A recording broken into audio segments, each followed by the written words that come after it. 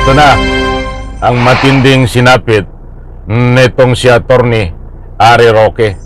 Tatakas, biglang hinarang sa airport ng mga pulis. Nako, ay pumapalag-palag pa ho. Alright, welcome back to my YouTube channel. I'm Andy's Vlog. Mga kaibigan, heto ho. At may bagong update, latest update tungkol dito kay Harry Roque na hindi naman po lingid sa inyong kalaman. Ito po ay may red notice, kansilado na ang passport at syempre mayroon po nga arrest warrant sa kasong qualified human trafficking. Ito ang kanyang sinapit na ho. Magugulat po kayo. Pakilike lang ho ang video na ito kung nagustuhan nyo. Sabay-sabay po nating i-like. Please like and subscribe my YouTube channel. Ito ho, kapit mga kaibigan, huwag po kayong aalis dahil ito ay siya mismo ang magsasalaysay ng buong katotohanan at umamin din siya na siya ay hinarang. Siya po ay umamin na dati niya hindi inaamin, nagpapalusot. Ngayon po ay umamin siya na ay hinarang diyan po sa airport at handa nga siyang tumakas, hindi nakatakas. Mga kaibigan, ang ibabahagi ko po sa inyo ay huwag nyo pong kaligtaan, panoorin, pakinggan sapagkat ito po importanteng mahalaga na malaman nyo nasaan ba ngayon itong si Roque. Dahil marami po ang lumabas sa malaking stream media na ito ay nahuli na, na ito ay kinuha na ng Interpol sa airport. At marami po ang nagtatanong din, lalong-lalo na diyan sa comment section at kahit saan po kayo umikot na malaking stream media na talagang nahuli na itong si Roqueta. Kaya mga kaibigan, importante pong mapanood nyo ito dahil nandito po ang katotohanan at kasagutan sa inyong mga katanungan. Ang unang ibabahagi ko po sa inyo, itong katibayan na itong si Roque ay hinarang ng mga pulis sa airport. Hindi ho nakatakas. Sa bandang gitna ho ng video na ito ay ibabahagi ko po sa inyo ang video aktual na pag-amin ni Roque, ang tunay na kalagayan at siyempre unahan ko na kayo. Totoo ho pala na talagang siya ay hinarang ng mga pulis sa airport, hindi po nakatakas. Mga kaibigan, mismo kay Roque na nanggaling ang statement na ito. Ibabahagi ko po sa inyo, kaya huwag po kayong aalis mga kaibigan. Ito nandiyan po sa screen ang larawan ni Roque buhat sa 1PH. Kasunod ko pong ipapakita maya-maya ay yung aktual na video ni Roque na isinalaysay doon kung paano siya hinarang mga kaibigan. Ito po ang nilalaman. Roque versus 6 na persons and authority. 6 na persons na mga pulis sa ibang country ang humarang dito po kay Roque diyan po sa airport. Babasahin ko. Ikinuwento ni Attorney Harry Roque kung paano niya nasagot ang mga tanong nang siya ay harangin ng 2 immigration officers at 4 pang autoridad sa airport kahapon. Ay ito po ay 9 hours ang balita na ito. Kahapon po mga kaibigan nangyari iyon.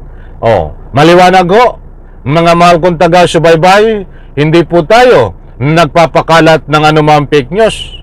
Nandiyan po ang ating katibayan na hinarang si Roque sa airport ng 2 immigration officers at 4 na autoridad sa airport kahapon. Ito pa, aniya, bagamat 6 ang mga nagtatanong, sa kanya ay nagawa niyang dipinsahan ang sarili matapos i-hold at hindi matuloy sa Austria.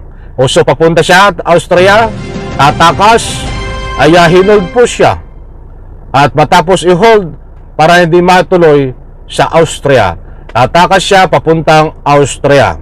Dagdag niya, nandito na po yung karugtong. Nandyan po, Roque hinarang ng immigration, nandyan din po.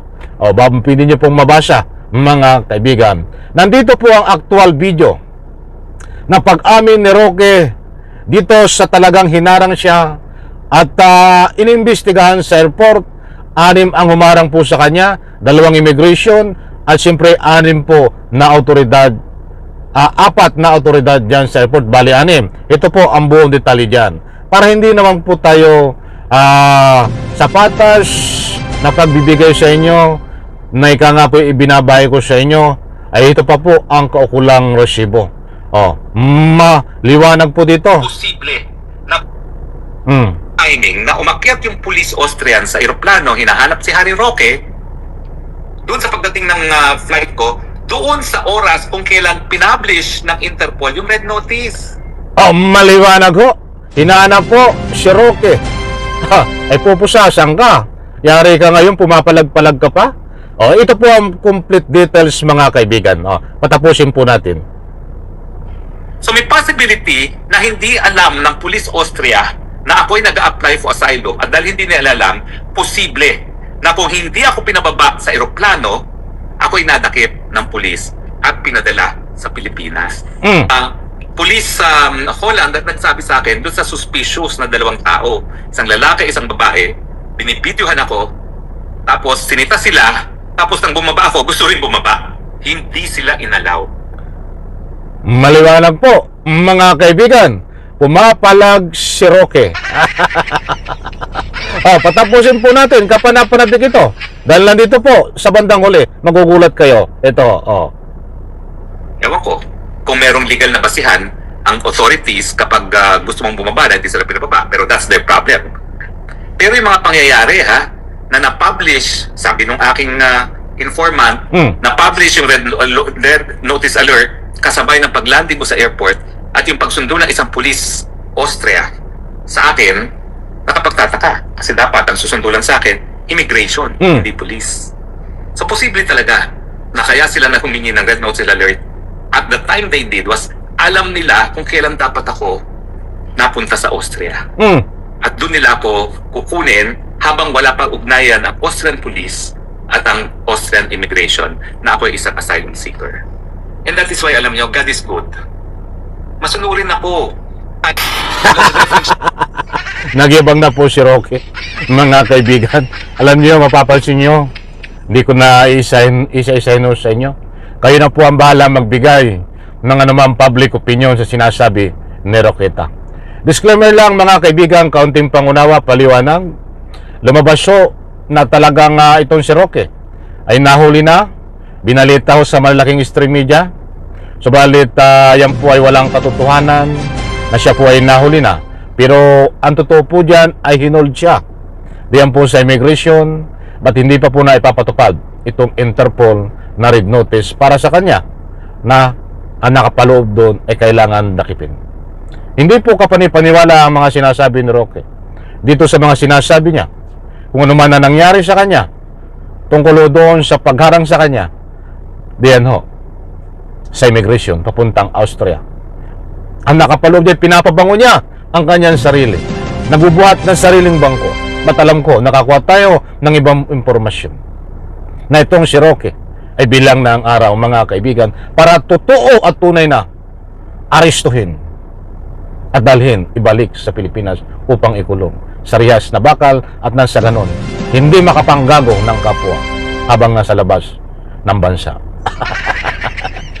Payag po ba kayo na ikulong ito sa rihas na bakal? Payag po ba kayo na mahuli na itong si Roque? Alam ko, mga kaibigan, nakuha nyo ang gusto kong ipunto.